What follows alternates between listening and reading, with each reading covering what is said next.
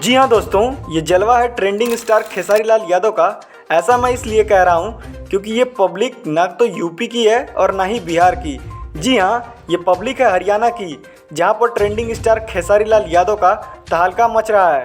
कल शाम को रतन त्यागी के चुनाव प्रचार में खेसारी लाल यादव ने यमुनानगर में रैली की। फिर क्या था, जो भीड़ उमड़ी आप लोग देख ही सकते हैं। आप तो जानते हैं हरियाणा में लोग पंजाबी और हरियाणवी सॉन्ग को ही लोग ज़्यादा ही महत्व देते हैं, लेकिन ऐसी भीड़ भोजपुरी स्टार के लिए देख के दिल खुश हो रहा है। कोई पैसे से भुलाई भीड़ नहीं है, ये लाखों करोड़ों भोजपुरी फैंस हैं जो कि खेसारी लाल यादव को दहे दिल से प्यार करते हैं। अब बोलो कोई जिसका जलवा जारी है उसका नाम खेसारी है। जी हाँ, खेसारी लाल यादव ने पब्लिक को खूब इंटरटेन किया और तहलका मचा दिया। और साथ ही मैं आपको बता दूं, खेसारी लाल यादव से जुड़ी एक और खबर, 11 अक्टूबर को उनकी अपराधी मूवी रिलीज होने वाली है।